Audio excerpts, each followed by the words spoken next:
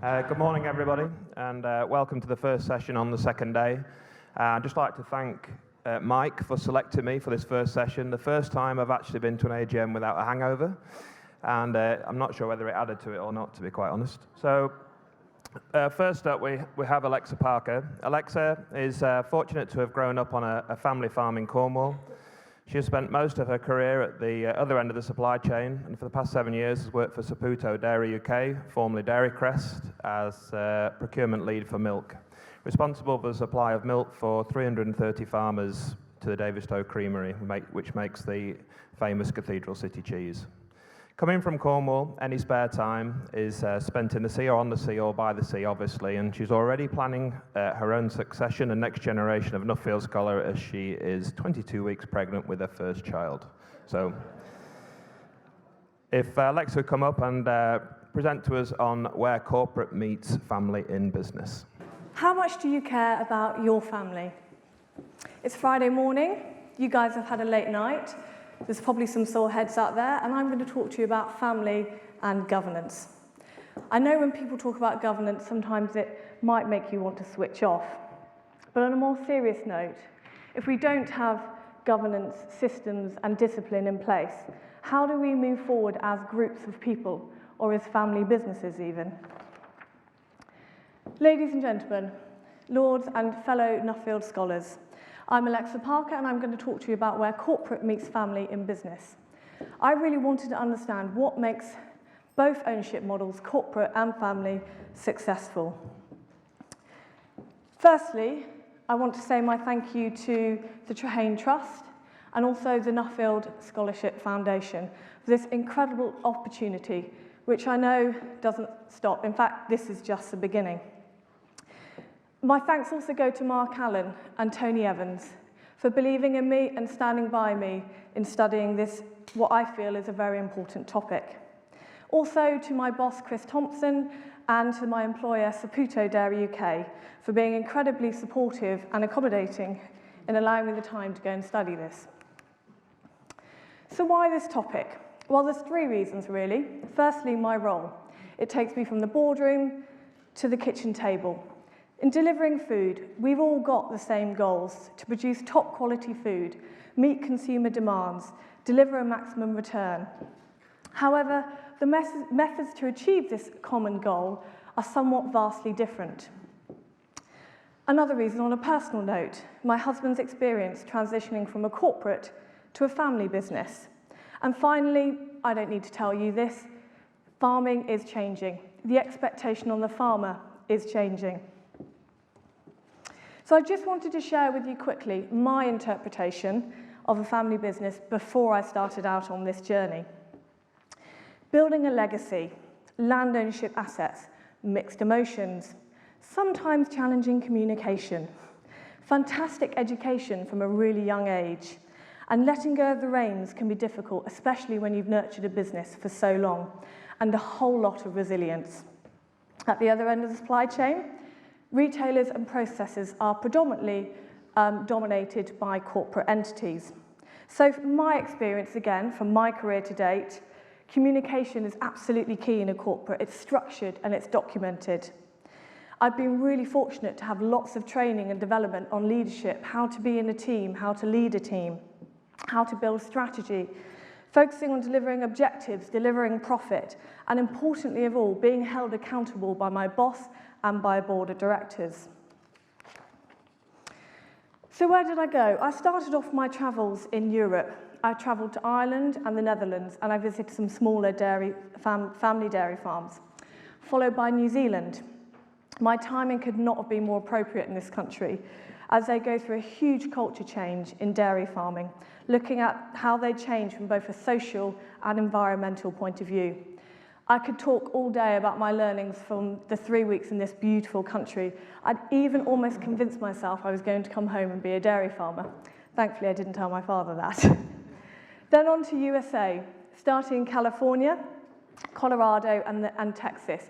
This really opened my eyes to business and family businesses on scale. Finally, back to the UK, steeped in tradition and heritage. Leaving this until last, in some ways, made me really appreciate how lucky we are in the UK to have our family businesses, and I'll come back to this point. And I just want to say I was incredibly blown away by how welcoming everybody was around the world, taking me in, telling me their stories, both the rough and the smooth. So a few examples I'm going to share with you about introducing governance into family businesses, where it can be pretty magical, actually save a business and allow everyone to be a family again. I joined the Positive Farmers Conference in New Zealand, and one of the group turned round and said to me, "What actually is governance?" Brilliant question. Actually, it could mean so many different things to so many of you in here. Some of you might be picturing men and women in suits in a boardroom. I could read from the dictionary, but actually, I just want to share with you how Pete Morrison described it to me, ironically, as we were touring his farm by air. You can't run a business, review its progress, and grow a business all at the same time. So as we say in the corporate world, take a helicopter view from time to time. Question, is your business going in the right direction? If not, why not? So governance is about stepping back and seeing the bigger picture and wrapping the right level of control around things. Another great example of governance in New Zealand, Wakaya Island, a large family operation business owned by the Turner family. So 2 family businesses working together, running 6 dairy units. They had grown significantly in the last 10 years through land acquisition, but change was required to meet the evolving economic environment. In this process, they acknowledged there was a skill gap, and they made the choice to bring in an external person into their business, a CEO, to fill that gap, so they could continue to do what they loved most, farming, which really played to their strengths. The gap was creating a strategy for the business to grow in a different direction, holding them accountable to this through regular board meetings. It worked beautifully. Importantly, they found the right person to join their family business, and the CEO recognised his role as really harnessing the knowledge and the experience built over the years by those farmers. Now, I'm not saying everyone needs a CEO or even needs to bring someone external, but actually it's about looking at what the skill gaps are in your family business. It's okay to look up and out and see if you can get that support elsewhere. Actually, it might even exist in your family. You just need to uncover it and give them the autonomy. Kent and Danelle, off to Colorado. They met me in Denver Airport. The first thing Kent said to me was, "Alexa, we're really pleased you've come to visit us. Your topic really validates what we're trying to achieve in our business." No pressure. They're 4th generation, 2 families working together, farming around 90,000 acres. They quickly described to me some of the challenges that they have in their business. Old family traditions no longer serving them, maturing family members, increasing compliance and varied views on how to handle finances.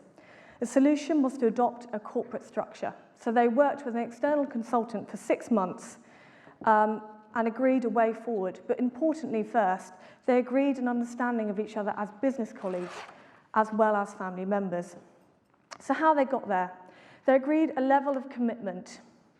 Are they in? Are you in or are you out?